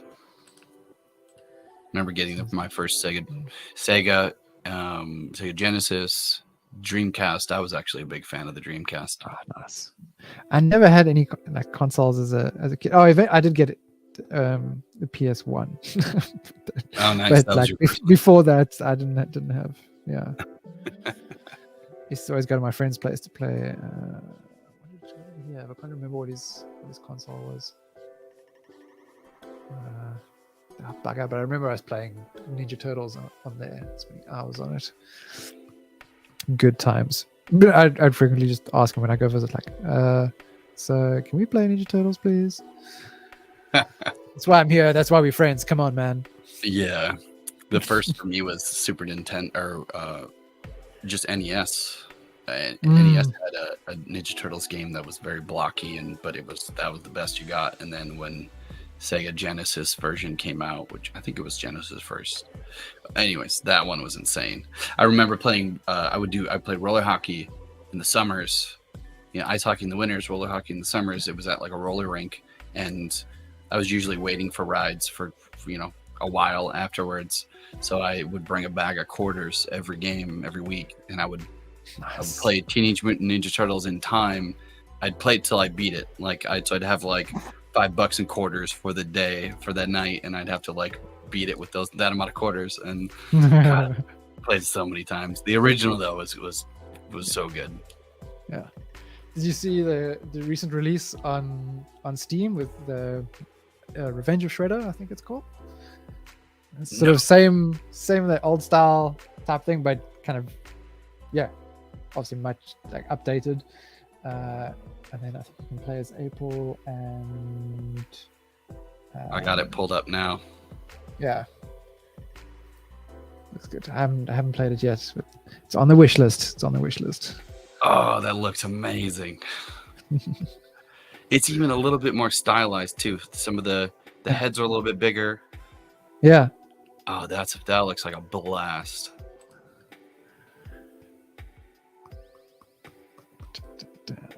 Cool. Well, we've been a few minutes over here, y'all. Thanks everybody for tuning in. Quick reminder for all of you: next week, as Ryan mentioned at the beginning, we're gonna do the same stream at Clubhouse, but we're gonna try to push the time frame closer to European time. So it'd be, what would the time zone be, Ryan?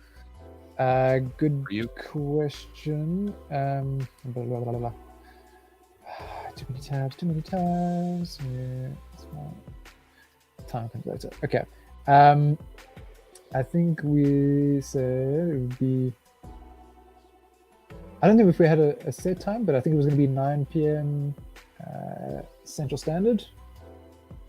Yeah, 9 or 10 p.m. Central Standard Time. So yeah, we're going to switch it into the evenings and try to open it up for some other folks. So if you get a chance to join, all of you that have been with us the first month or so, and it'll be late for you guys, but it'd be awesome if everybody can jump in. And next week we are planning to do something a little different. We wanted to try to do sort of like, and I forget who called this out, that was doing it with somebody else, but doing a graffiti wall. So we actually take an image and we'll try to collaborate together and actually do a mural and maybe stylize a little bit differently, which would be super fun. Yeah, I remember seeing that on Discord somewhere, but that'll be awesome. Cool. And just same idea, but on a wall. Yeah, I'm stoked for that. Let's keep these theme changes running. This is a really fun one. It's nice to not have a lot of white space. At least it feels a little bit fuller in this one. I love it. For sure. And if anyone's catching the stream after we've been painting here live, still feel free to add into it. There's plenty of room. So hopefully during the course of the week, we'll see it fill up some more.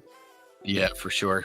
Thanks, Nexus. Thanks, Namanon, Everest, Agil, Mungu. Looks like Mungu's here. I don't know if Mungu's still there, but appreciate everybody. Thanks, Ryan, for everything. Thanks for putting together this awesome canvas, too. This is fun. Yeah, my pleasure. Cool, guys. Cheers. Have a good one. Yep. Cheers, everybody. We'll catch you guys next time in Magma Clubhouse.